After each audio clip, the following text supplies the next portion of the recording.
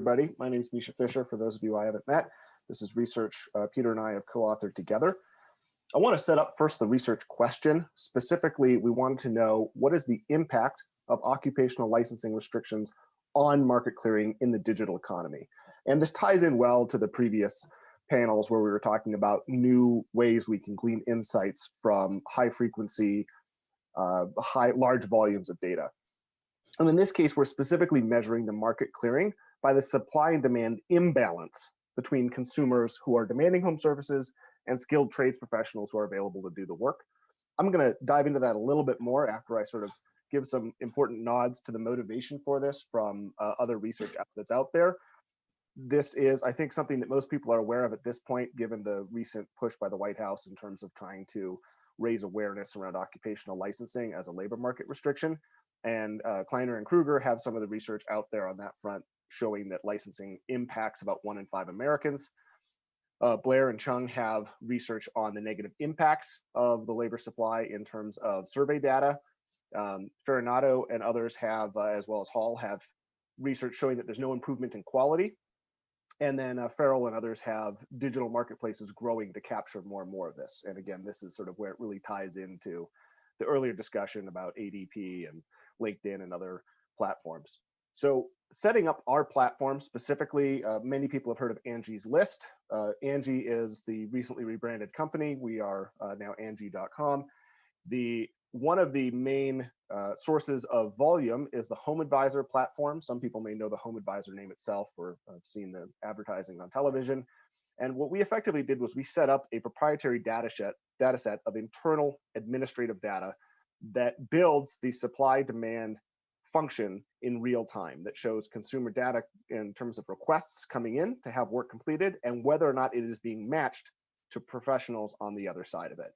We have roughly 20 million observations for 2019 that covers the full year.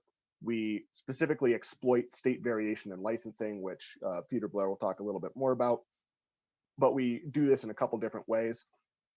And the key result, the big takeaway, is that we found licensing increases the supply-demand imbalance by roughly 14 percentage points, which is a roughly 24% increase in the overall effect. So it's a pretty sizable impact on the overall marketplace. The effect is also exacerbated in rural and suburban geographies that have lower population density. Transitioning into what the market looks like, this is just a quick primer on how we view it. The market overall, there's about 141.5 million existing housing structures that are out there. These are frequently the largest and most important assets everybody holds. This is also where we live, so they're deeply personal spaces, and growing importance and focus on things like happiness and health and satisfaction. Of course, all of that requires that consumer demand to be met. The market is a completely national market, just like the platform. We've got data for all 50 states and very high volumes of it for the most part. In terms of the service professionals who do this, there isn't a good consensus number. Our estimate is about 5.7, 5.8 million service professionals who work in this. There are some confounding variables in terms of trying to measure specifically how people move between existing residential, new construction, commercial work. These things aren't perfectly well understood, but our estimate's about 5.8 million people who are doing this. So it's a pretty sizable labor force, and it's a sizable labor force with a pathway to the middle class. It doesn't require a college degree typically. Of course, there are licensing restrictions in some of these cases, but not necessarily in all of them, and we're exploiting that variation.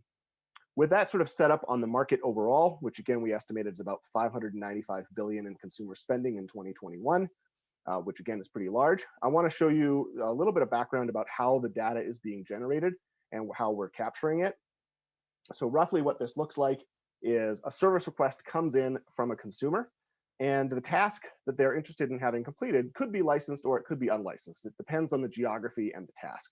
And there's some tasks that might be licensed in all geographies, some that might be licensed in none, but many have that variation that we can exploit in our causal design.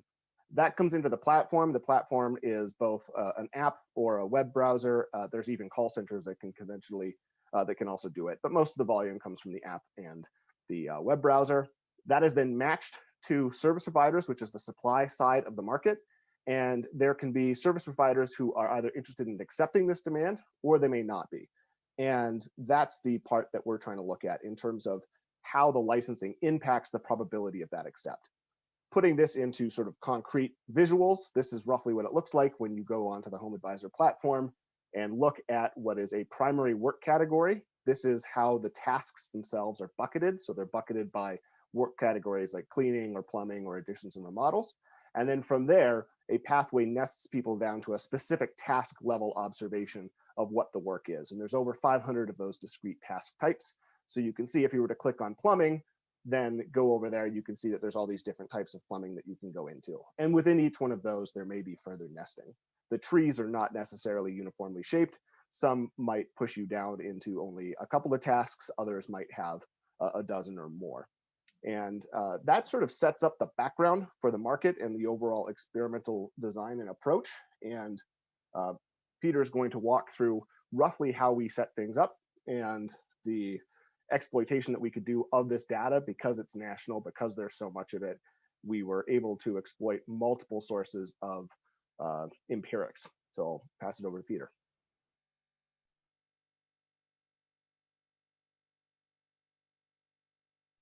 Peter, I think you're muted.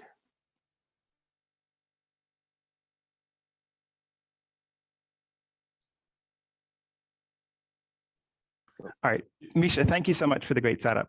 There are going to be three main ways that we're going to try to identify the impact of occupational licensing on labor market, on market clearing in this context. The first thing that we're going to do is we're going to exploit the cross-sectional variation in licensing requirements for these various tasks across states using a linear probability model. Then we're going to move to a boundary discontinuity design, which is going to tighten the identification assumption. What we're going to be able to do is to zoom in on counties that share a state border and exploit the plausibly exogenous variation in licensing requirements across state borders within a similar labor market. Within that context as well, we're going to be able to estimate heterogeneity in the impact of licensing on different types of counties based on the demographic characteristics of those counties, but also based on the housing supply in those counties as well. And we're going to close out our study by focusing on a specific case study of New Jersey, where in 2019, the state of New Jersey required that pool contractors had to have a license. And so in that case study, we're going to leverage the temporal variation in the licensing regime before and after in New Jersey, but then also cross-sectionally with other states as well. So starting off with our OLS estimates, we're going to regress a dummy for whether or not a given service request R for a specific task T in state S for in month M is accepted by a service professional on whether or not that task is going to be licensed. And so that's the indicator L subscript TS. And so our coefficient of interest is going to be beta, which is going to capture the extent to which occupational licensing at the task level is going to reduce market clearing on average. We're also going to include task fixed effects, which is going to allow us to make comparisons of the same task, but in different contexts where that task is licensed versus not. And we're going to include also month fixed effects and state fixed effects as well. I want to draw your attention to the specification in column 4, which is going to be our most stringent specification, where we're going to include task fixed effects, state fixed effects, and month fixed effects. And what you can see here is that when a task is licensed, that's going to reduce the likelihood that the market clears by about 12 percentage points. That's off of a base of about 60%. And so this impact is going to be roughly about a 20% increase in the supply-demand imbalance. When we move to the boundary discontinuity design, we're going to be augmenting the linear probability model in two ways. The first is we're going to restrict the sample to only those counties that share a state border with another county in a different state. That's going to allow us to leverage the plausibly exogenous variation in licensing laws, but within the same labor market. The second thing that we're going to do is we're going to add in these boundary dummy pairs. That's going to absorb some of that local variation. When we implement our boundary discontinuity design in our most stringent specification, where we're identifying variation in licensing at the task level, but across state boundaries, we're going to find an even larger impact of occupational licensing on supply-demand imbalances, than we found in the OLS. Here, we're going to find that licensing is going to reduce the likelihood that a service request is met by about 14.5 percentage points. So this is up from the 12.3 percentage points that we estimated in the OLS specification. So if anything, just naive cross-sectional regressions are going to give us estimates of the negative impact of licensing on labor market clearing that are going to be too conservative. Next, what we do is we draw in demographic characteristics of the various counties to test whether distributional impacts of licensing. Do we find, for example, that licensing has more negative impacts in areas where there's a higher or lower population density, richer or poorer areas, places where there's a higher or lower share of minorities? We're also going to look at the stock and the quantity of the housing. We're going to also look at the quality and the quantity of the housing stock in a census tract as well. And so we're going to construct standardized measures of both these demographic characteristics and these supply characteristics, and we're going to interact them with our licensing dummy, and we're going to control for them directly as well to estimate the distributional impacts of occupational licensing. For this specification, we're going to focus again on the sample of counties that are in those border counties. And so as we go across these columns from 1 to 3, in the first specification, we're going to have no fixed effects. In the second column, we're going to have state, month, and task fixed effects. And in the final column, we're going to have the boundary fixed effects in addition to the other fixed effects. What's the key takeaway from this slide? So if we look at the county that's at the absolute average across all of these various characteristics, we're going to find that licensing is going to reduce the likelihood of market clearing by about 18.2 percentage points. Focusing in on the heterogeneous impact of population density on licensing, what we find is that in places that are going to be less dense, that's going to further exacerbate the negative impact of licensing on the supply-demand imbalances.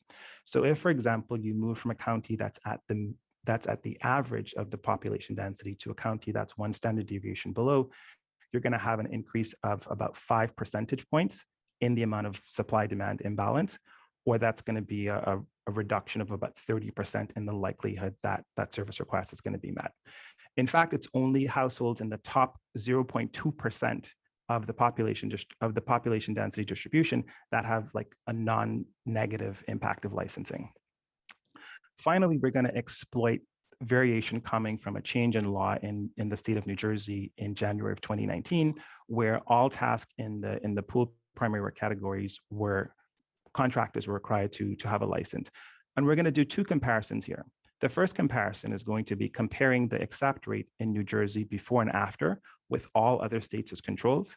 The second comparison we're going to do is a pairwise comparison where we're going to allow each other state in the US to be a control state for New Jersey. Here's the results for the overall study. Looking again in column 4, we can see that the impact of licensing on labor market clearing in New Jersey, again, looking at the pooled primary work category, it's going to decrease the likelihood of that happening by about 10 percentage points off of a base of about 40 percentage points. And so again, this is around an effect size of about 20%. And when we look at the state level pairwise diff and diffs, we can see that the average effects that we were estimating are not going to be driven by one state in particular. This dashed line here is going to represent the median of each of these state by state comparisons. And so for 39 out of the 50 states, we're going to find that there's a negative impact of licensing on labor market clearing using this specific case study. And it's only in the remaining 11 that you see positive effects. In conclusion, there are a couple of clear headlines. So the first is that occupational licensing is going to increase the supply-demand imbalance by about 14 percentage points, or about 24% in online marketplaces. And this is going to be a very robust finding that we see across various different specifications that exploit different sources of variation within the data. And we can do this because we have such a large sample of data that's nationally representative, and we have so many observations. These estimates are going to be very similar to the estimates that exist in the literature when you look at offline marketplaces and you look at survey data. Those estimates are going to be focusing mostly on the impact of licensing on the supply margin, whereas in this context, we're going to be looking at market clearing like more broadly. We know from Chiara's other work that licensing a profession is not going to improve customers' valuation of that profession too. And so in many ways, like the welfare consequences of this are potentially pretty dire. Not only does licensing reduce the market size, but in this particular context, it could also result in deferred maintenance on homes rather, which is a very important asset class, and also the utility that households get from living in their dwelling place and increasingly working in their dwelling place as we move more towards remote work. There's tremendous amount of interest in thinking about how deregulating occupational licensing could spur labor market dynamism. And we think about this work as showing that not only might this be the case in offline settings, but also in online settings too. Thank you very much. And we look forward to Chiara's discussion and to your questions. To present these, to discuss these couple of papers, which are actually near and dear to my heart because they both use platforms to study the effect of regulation that not only affects platforms, but also the offline economy. And they also think about how to regulate online platforms more generally. So let me start with the first one. Peter and Mischa did a great job at explaining their paper on market equilibrium and occupational licensing. So I'm just going to use one slide to summarize it, then I'm going to place it in the broader literature and give some more suggestions. The research question is really about the effect of licensing regulation on the probability of finding professionals online. That's what they call sort of demand and supply imbalance, but it's ultimately the success probability of a job request. They use a bunch of methodologies: fixed effect OLS, exploit boundary discontinuity design, a diff and diff based on changes in licensing laws for pool contractors in New Jersey that happened within the time frame of their data. And the results are pretty consistent with one another. And it's the fact that licensing regulation that decreases higher probability by between 10 and 15 percentage points. And this is a significant decrease in levels and in percent as well. And in particular, that effect is bigger in rural counties. All right, so here's what we know so far, what we knew before this paper about online markets for home improvement services. And I should say that this is an important context in which to study the role of occupational licensing, because home improvement services, as Mischa mentioned, employs 5.7 people in the US, and because it gives us a sense of the role of occupational licensing across many, many, many occupations. The existing literature before what we have in front of our eyes was really about case studies of individual professions, of individual sort of states. Now we have the breadth of looking at many professions and all of the states in the US. So what we know from the paper that Mischa and Peter mentioned by Andre Fradke and Brett Larson, Eric Brynjolfsson, and myself, is that online demand for home improvement services is large and growing. It's not a niche. More than 30% of the people we surveyed actually were looking for home improvement help online. Consumers know very little about occupational licensing regulation. So the role of sort of information disclosure really is not as important as one might expect. And also consumers ignore licensing signals when choosing professionals. What we find there is that more stringent licensing requirements, which again are in place to try and resolve a problem of asymmetric information, and so increase quality when left to themselves, service providers wouldn't invest in quality. What we find is that more stringent licensing requirements do not increase demand or customer satisfaction, which are often thought as being the benefits of occupational licensing regulation, but shows the costs, so reduces competition and increases prices.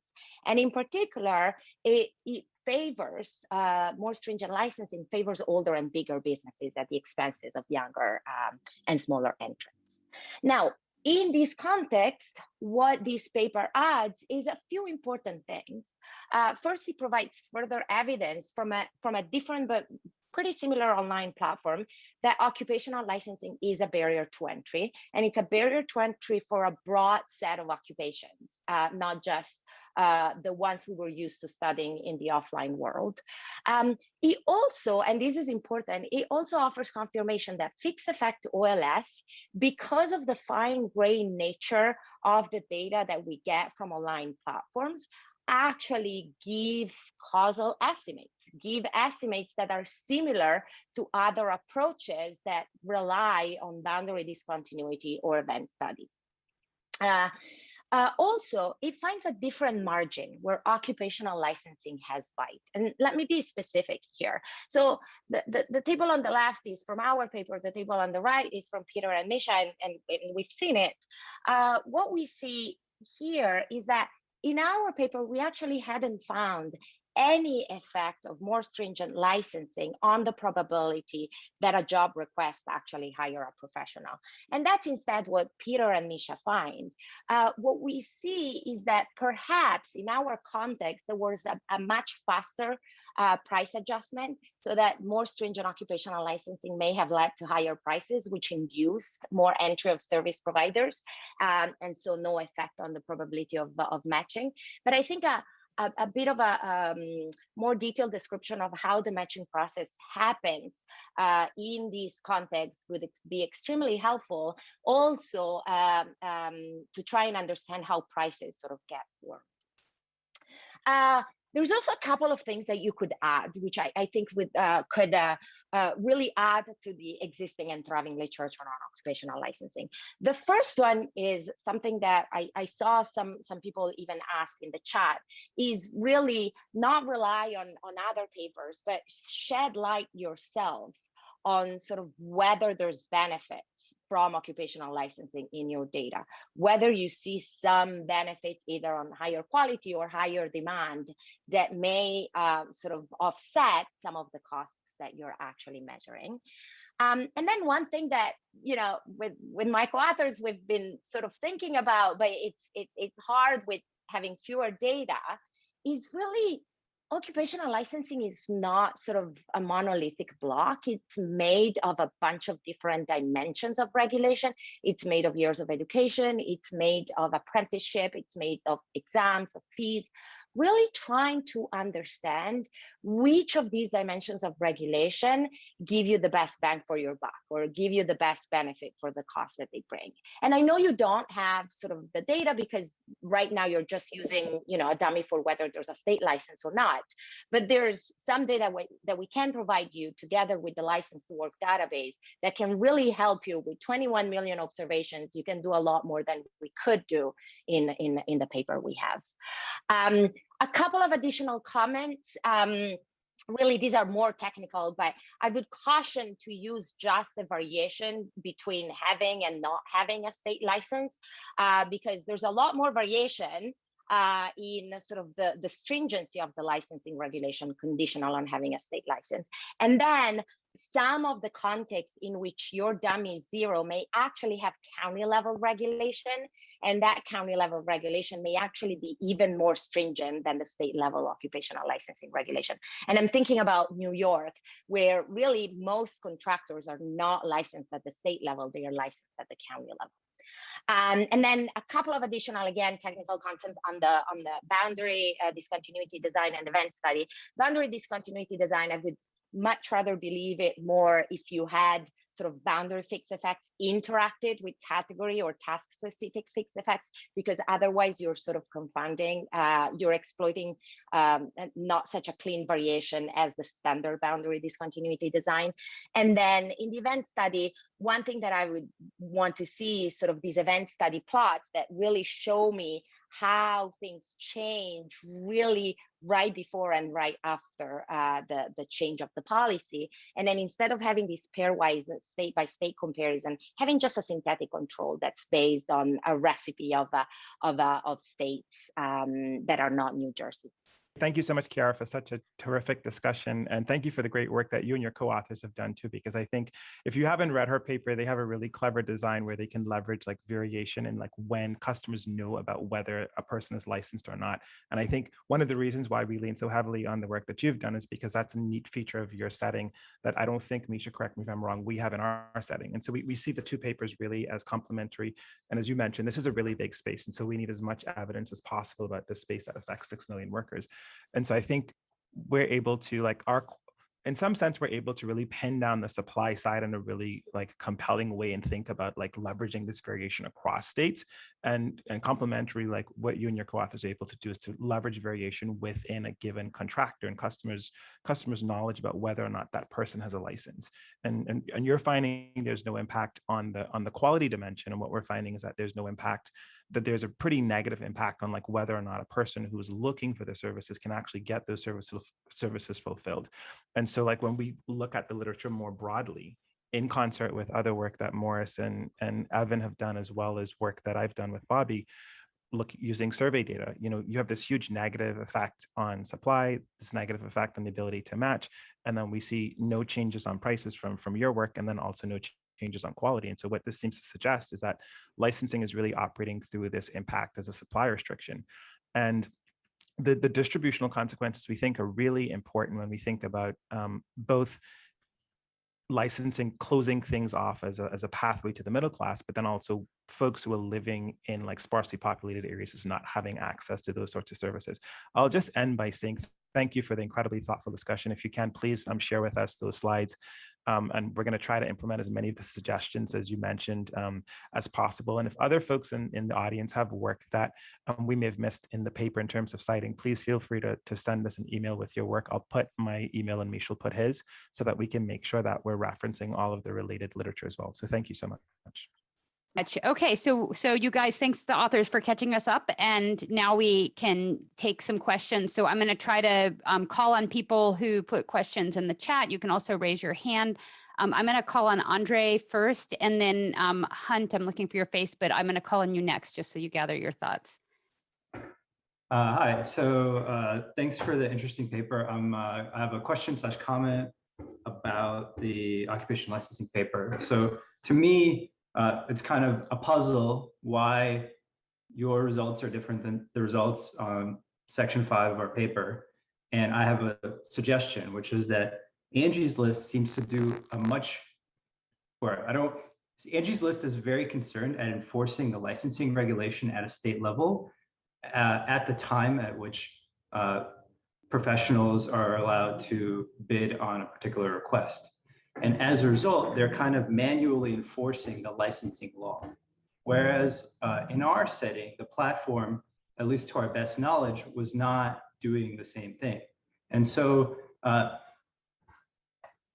this difference in the extent to which the platform is enforcing or trying to enforce the law could explain some of these margin differences between our paper and your paper. And then this also relates to the fact that in the states that don't have licensing, there are local licensing regulations at the county and the city level. So it's not fair to say that those states don't have licensing, but it's also, as you told me in the chat, Angie's List doesn't enforce those in the same way. They just require an attestation that they have the appropriate licenses. So I think this is a really interesting difference that we might want to think about more, especially with regards to platform governance. Yeah, thank you for that feedback. I think it's really good. And I think that's probably exactly the difference, is that the platform is forcing it. I should point out, this is the Home Advisor platform. So it's under Angie Inc. I know we've got a lot of brands and it can be kind of hard to follow, but it's the Home Advisor platform. But that is certainly a big source of the difference. Great. Okay, so Hunt? And you actually asked the 2 questions, so you can choose which one to ask, or both.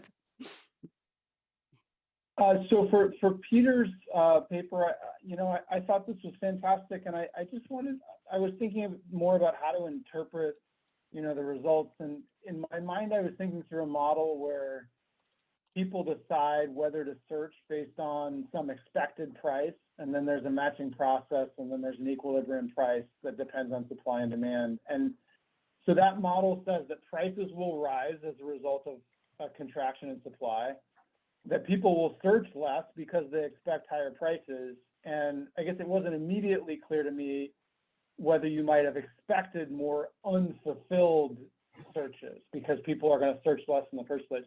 And so I think in light of that, I found it really interesting that you do in fact see more unfulfilled searches. And I'd be interested to see if there were fewer searches in the first place. And then most broadly, I think it would be nice to say more in the paper as to how you put this in the context of a model. Yeah, so, go ahead. Go for it, Mischa. I was going to say, so if I understand the query correctly, you think it would be useful to see some sort of volume measure included in it? Yes. Yeah. And I can take the second part of the question, Hunt, which is to say, we think given the literature, what is likely to be happening is that it's reducing the number of service providers. So we know from work in the offline market from Morris and Evan, as well as work that Bobby and I have done, that you see a reduction in supply on the order of about 17 to about 27%. And so you have a reallocation of labor away from occupations that are licensed towards occupations that are unlicensed. And we also know from Chiara's paper with co-authors that they don't observe any changes in like prices. And so in some sense, it seems like the labor market this particular market is not responding along the price dimension. So that's our mental model, that you're really seeing a reallocation of labor. And we do have survey data. I did survey data of pros about 18 months ago, so it was before COVID. And we specifically said, relative to raising your prices, what happens when you're overwhelmed? And instead of hiring more people or doing all sorts of things, pros overwhelmingly just stop taking work. So there's a weird norm within this industry and within this occupation where people don't raise their prices in sort of the Econ 101 story that you'd expect. Instead, they just stop taking work. Yeah, let me put that out there as a interesting topic for someone else to look at. That actually, you see that across a lot of different marketplaces. Like, just as another example, Rover, where I'm on the board, like, is always booked out at the holidays way in advance. Everybody knows they're going to be booked out, and people raise their prices some, but they don't raise their prices enough, and everybody could easily raise their prices more. So, trying to understand what are the different sources of that price stickiness it's really an interesting question. And even you've thought about, like, should the platform actually like somehow normalize raising prices to have a more orderly market and let the people who need the services more or get them. Okay, so